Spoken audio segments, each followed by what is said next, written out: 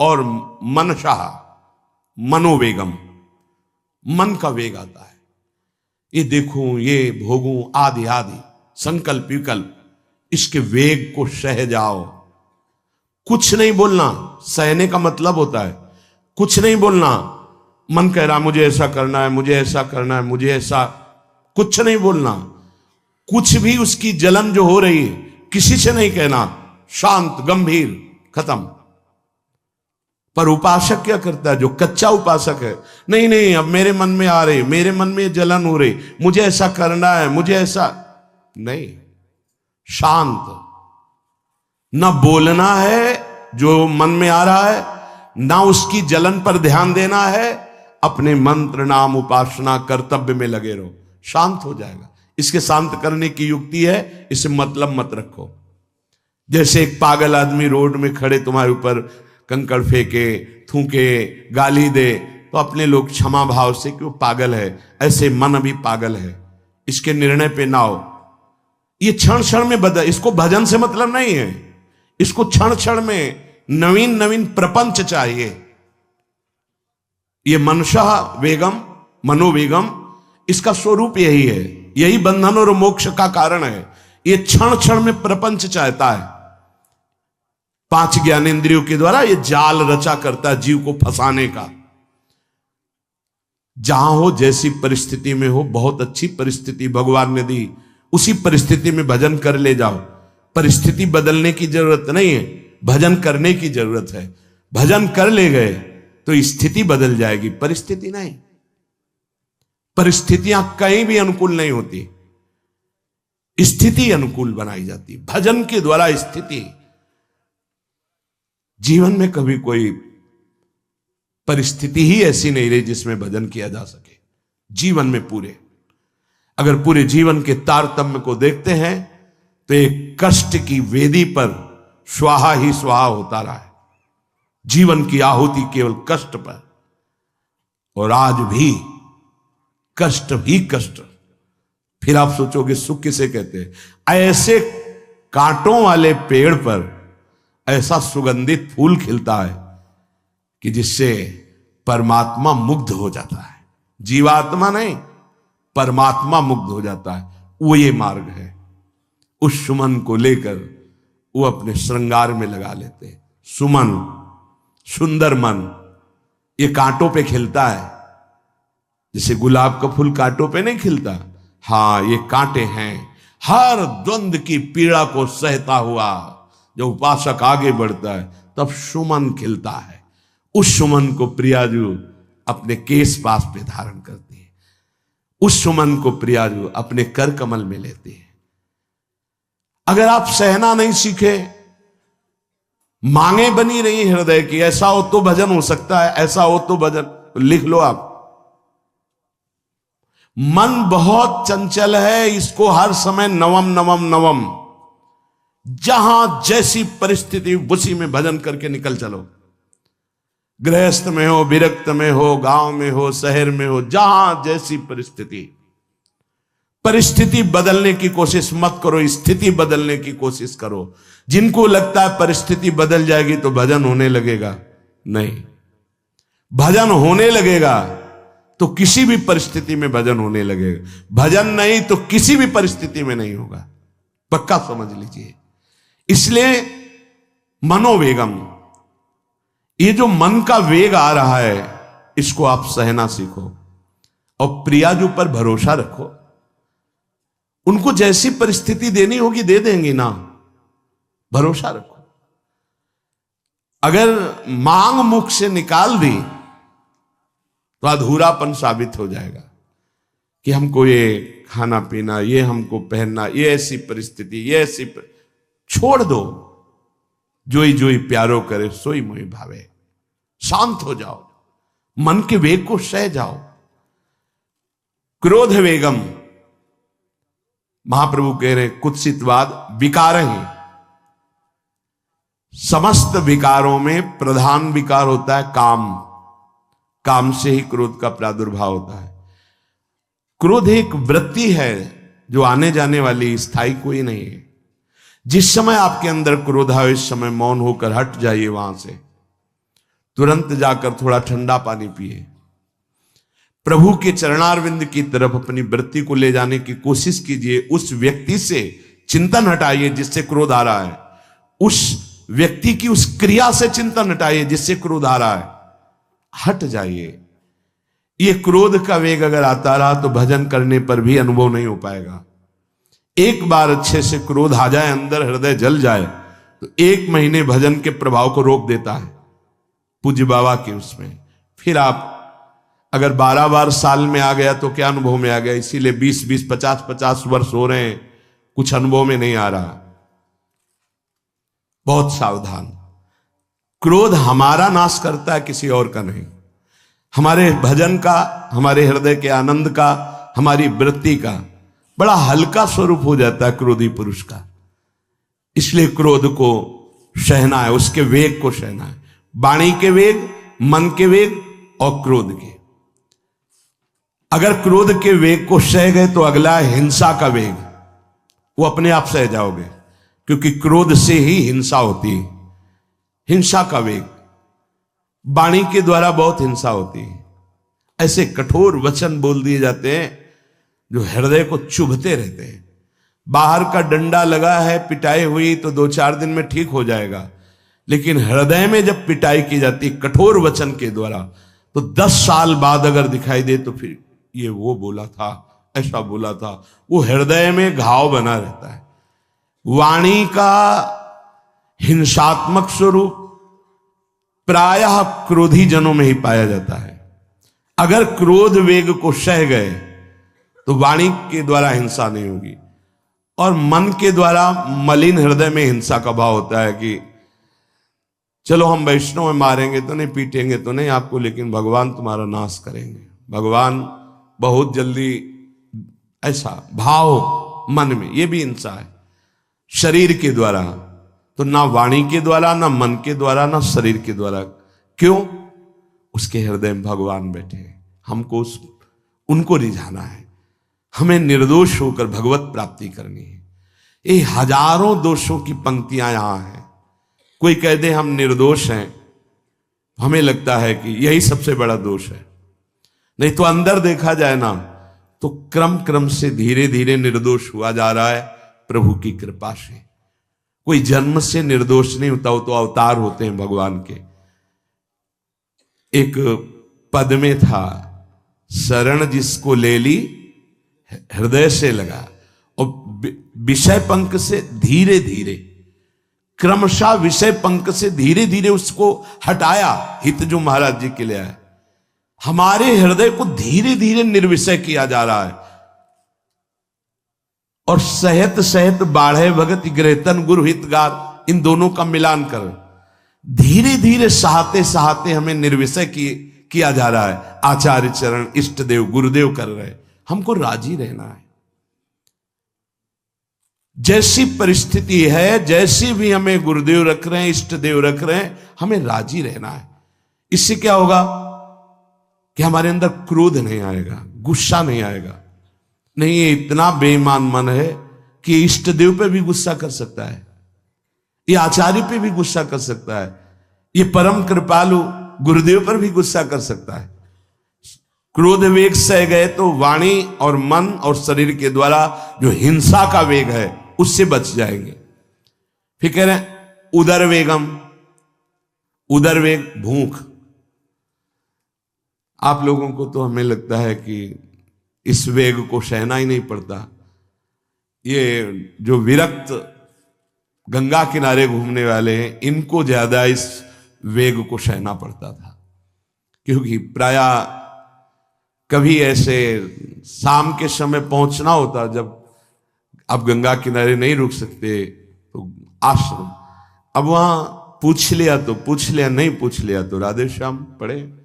अगर कोई मंदिर मिल गया तो हम आश्रम आदि कोई खोजना ही नहीं, गांव में तो जाना ही नहीं है, क्योंकि नवीन अवस्था में कभी गांव में भिक्षा भी नहीं मांगी, आकाश वृत्ति का ही आश्रय लिया जो शास्त्र सम्मत। गांव में कभी पूरे जीवन में किसी गांव में किसी एक रात्रि किसी घर में कभी शयन नहीं। गांव के किनारे मंदिर मिला या कोई आश्रम संत जनों का, वहां भूख के वेग को जो सह जाए तो भजन में बहुत रुचि हो जाती, क्योंकि भजन से चित्त हटेगा तो भूख व्याकुल करेगी, और उसकी व्याकुलता से बचना है तो भजन में लगना पड़ेगा। और आपको सच्ची कहते हैं कि कई कई दिन भोजन न मिलने पर भी शरीर में गंगा जल के कारण कभी कमी महसूस नहीं हुई।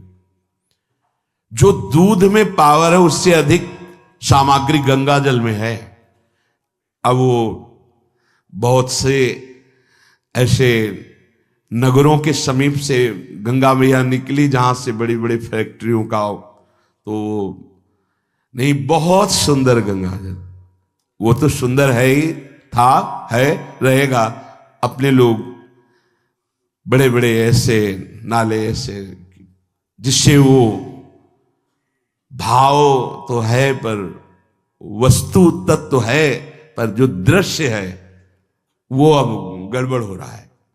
ऐसे यही बड़ा नाला गिर रहा है सामने जाके, अब वहां ऐसे रज लेके ऐसे लगाओ तो दुर्गंध युक्त निकलेगी, क्योंकि वो ऐसे देखो तो ऐसे पदार्थ बहते नजर आ रहे कि अब ये दुर्भाग्य ही है समय का कि परम पावन गंगा यमुना जैसी नदियां जहां स्नान आचमन और भरपेट जल पीकर परम पवित्र और भगवदानंद में डूबा जाता था, वो भी सौभाग्य छिन रहा है।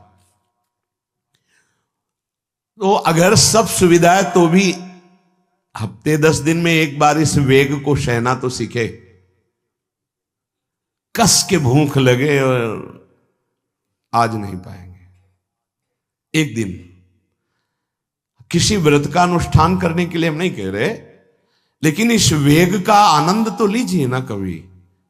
एक टाइम का छोड़ दीजिए, एक दिन केवल हफ्ते में सुबह थोड़ा ले लिया, बस अगले सुबह लेंगे थोड़ा, तो आपकी दिनचर्या नहीं बाधित होगी। आपको तो मिल रहा है ना, मिल ही नहीं रहा था। जो उदर वेग है, भूख में भजन का एक तार जुड़ता है, ये देखा है। क्योंकि ना तो नींद आएगी और ना कहीं और कोई प्रपंच की गुंजाइश है, क्योंकि उदर वेग जब भूख से व्याकुल जी होता है तो बचने के लिए एक ही उपाय है, केवल भगवत चिंतन। हटो उसके चिंतन से। ये पूर्व के संतों ने बहुत कष्ट पूर्वक भजन करके जो लाभ प्राप्त किया है वो आप लोगों को सहज में मिल। कभी कभी अपने को इससे परिपक्व करना चाहिए। जैसे शास्त्रीय पद्धति में महीना में 2 तो व्रत है ही हैं, 15 दिन में एक एकादशी, 15 दिन में एक एकादशी। वो इसीलिए रखा गया है सार्वजनिक रूप से कि वो संयम को ना कर पाए तो 15 दिन में एक दिन संयम पूर्वक पवित्र भजन। अपने लोग जानबूझकर हफ्ते में एक टाइम छोड़ दें या एक दिन कभी ऐसे, तो उदर वेग को सहते हुए भजन। उदर वेग देख लो, उदर वेग को सहने के लिए तो अगला जो बात कह रहे हैं वो अपने आप सह जाओगे। जैसे क्रोध वेग को सह गए तो हिंसा वेग पर आप शासन कर लेंगे, ऐसे उदर वेग को सह गए तो उपस्थ वेग को सह जाएंगे। उपस्थ वेग कहते हैं जनेन्द्री के कामोपभोग को। जब पेट में भरपेट भोजन ही नहीं है ना तो और कुछ चिंतन ही नहीं रहा। यौवन अवस्था जवानी ऐसे भगवान ने काटी है कि याद ही नहीं रहा कि संसार का कोई सुख होता है।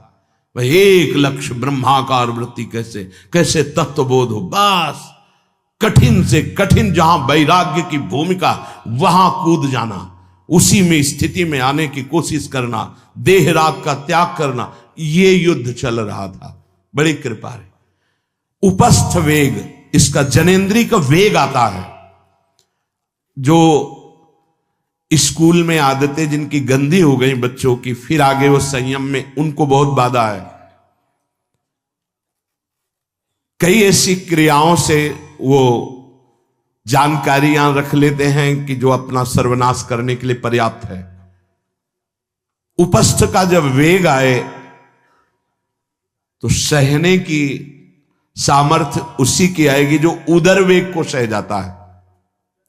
पक्का। किसी उपासक को देखा बहुत शरीर कृश हो रहा है तो पूछा क्यों, भोजन क्यों नहीं करते? आप ऐसे कैसे हो रहे हैं? पहले तो आप ऐसे नहीं थे, आप तो पहले बहुत स्वस्थ थे, फिर क्यों? कहा ऐसे नहीं, बताइए क्या?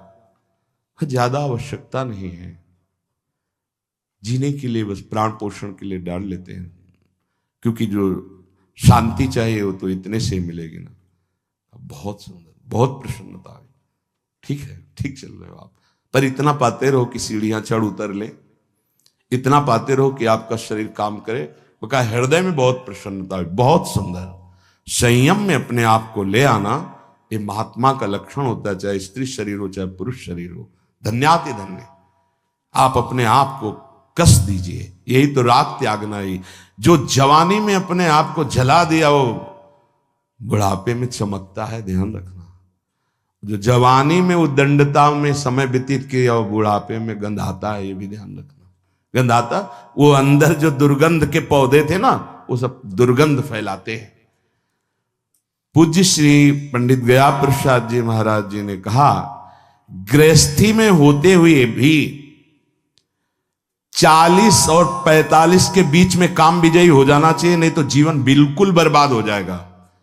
जो कुछ गृहस्थ धर्म की सेवा है 40-45 के बीच तक हो जाए, मतलब 20 से 25 से ब्याह हुआ आपका, 40-45 तक लड़का बच्चा, इसके बाद अखंड ब्रह्मचर्य धारण कर लो।